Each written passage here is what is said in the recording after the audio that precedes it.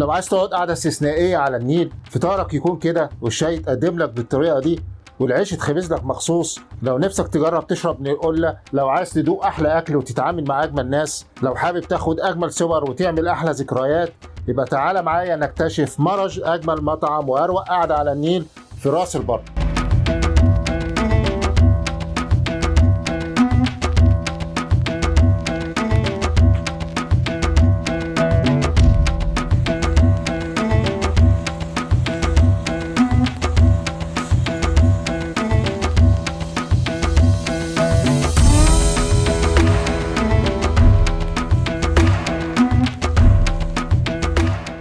المكان ما شاء الله اللهم بارك فيه راحة نفسية غير عادية، وتحس اللهم بارك فيه توفيق وبركة في اختيار الألوان والديكورات نتيجة اختيار الاسم مرجة. اللفظ القرآني البديع مرجة، أكتر لفظ يرن في ودانك وانت في راس البر.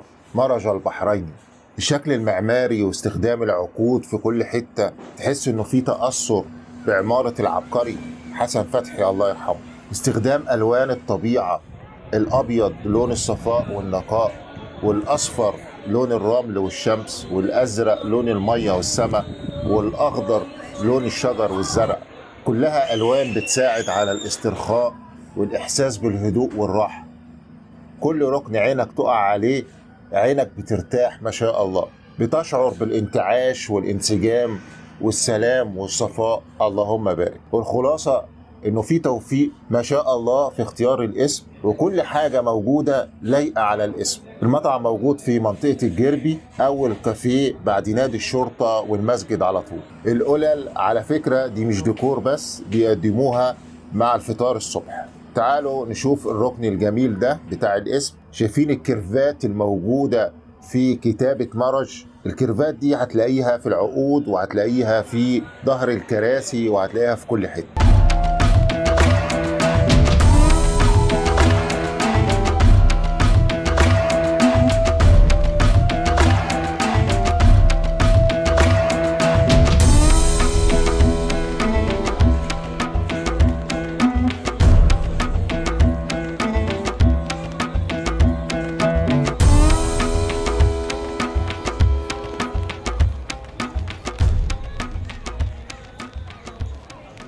تعالوا نشوف روقان القعدات على النيل.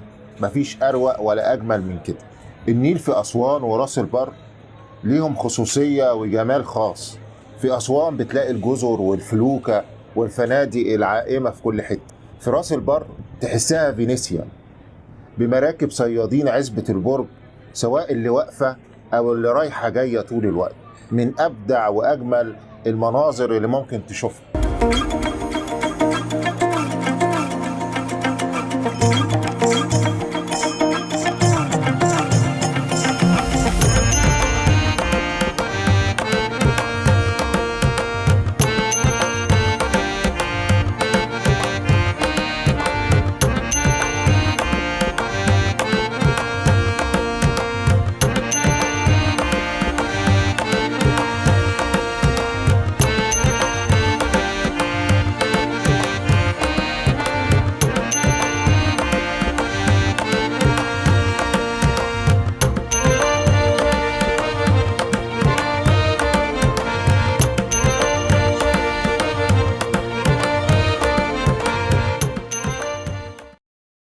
دي كيدز اريا الموجودة في المكان. تعالوا بقى نشوف العيش وهو بيتخبز، والفطير قبل ما يتقدم للفطار. العيش بتاكله من ايد من امهاتنا المصريين الجمال، ربنا يحفظهم ويبارك فيهم جميعا.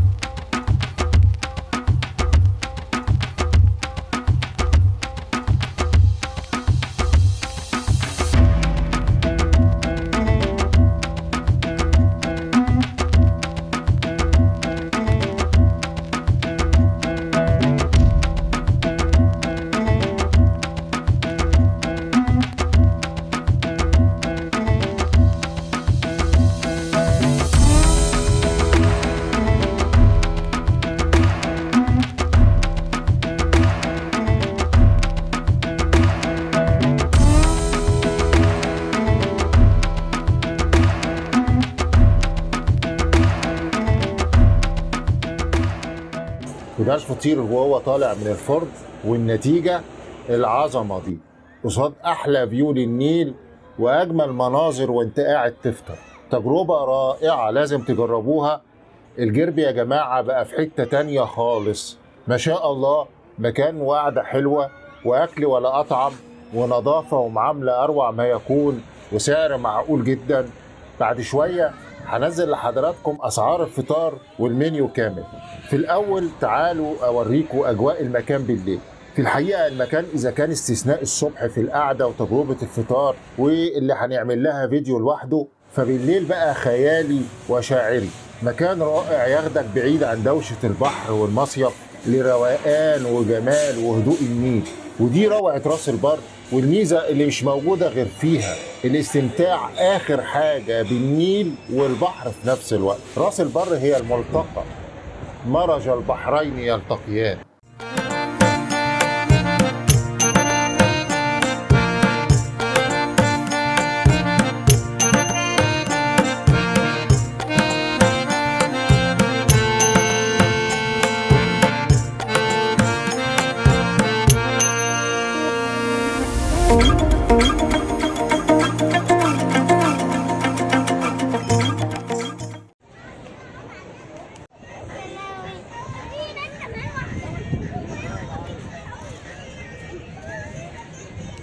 أسيبكم بقى تتفرجوا على المنيو. الأسعار حلوة جدا بالنسبة للمكان والفيو وجودة الأكل، وبالنسبة للأسعار الموجودة دلوقتي في أماكن أقل بكتير. ما تنسوش اللايك والشير والاشتراك في القناة. أراكم على خير، تمنياتي لحضراتكم بأسعد الأوقات وإلى لقاء.